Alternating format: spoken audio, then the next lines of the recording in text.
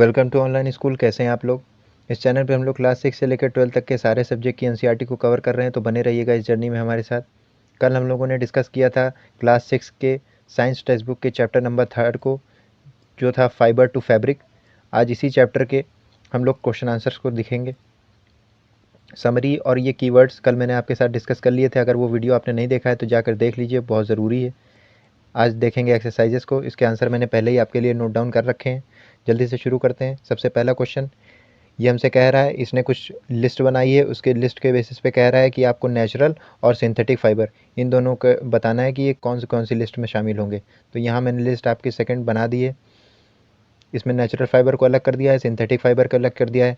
Natural fibre और synthetic fibre क्या होते हैं, कल मैंने अच्छे से आपको वीडियो में बताया था। एक बार रिवीजन कर लेते हैं। नेचुरल फाइबर वो होते हैं जो हमें प्लांट या फिर एनिमल से प्रोवाइड होते हैं, और जो आपका सिंथेटिक फाइबर होता है ये केमिकल प्रोसेस के द्वारा बनाया गया होता है, मतलब कि मैन मेड होता है।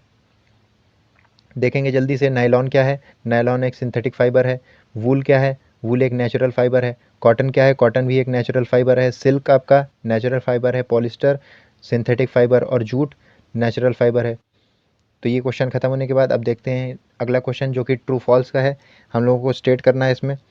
तो सबसे पहला है कि यान इज़ मेड फ्रॉम फाइबर।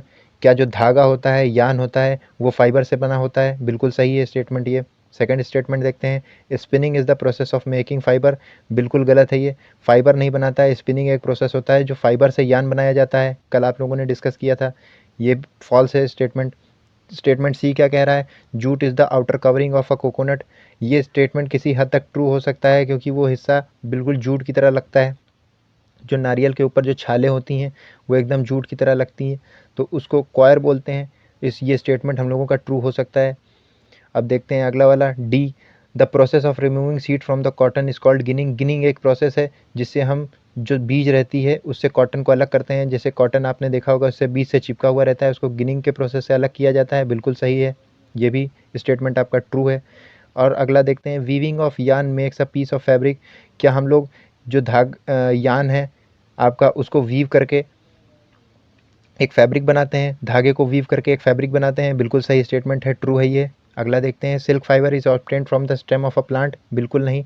जैसे कि हम लोगों ने अभी डिस्कस किया था, सिल्क एक नेचुरल फाइबर तो है, लेकिन ये किससे मिलता है हम लोगों को? सिल्क वॉर्म से मिलता है। जो कीड़ा होता है सिल्क वॉर्म, कल हम लोगों ने इसकी पिक्चर भी देखी थी, उससे मिलता है। तो ये स्टेटमेंट आपका फॉल्स हो जाएगा। अगला देखते हैं, polyester is a natural fibre. क्या पॉलिस्टर एक नेचुरल फाइबर है? बिल्कुल नहीं। अभी हमने इसको सिंथेटिक की कैटेगरी में कैटेगराइज किया है। ये स्टेटमेंट भी आपका फॉल्स हो जाएगा। अगला देखते हैं, फिल इन द ब्लैंक्स। अब वो बता रहे हैं कि प्लांट के वो कौन कौन से हिस्से हैं जो कि हमें फाइबर ऑब्टेन कराते हैं। तो सबसे पहला तो फ्रूट, इसमें आप एग्जाम्पल ले लीजिए कॉटन का, और स्टेम, इसमें आपका एग्जाम्पल हो जाएगा जूट। अगला देखते हैं, एनिमल फाइबर क्या है।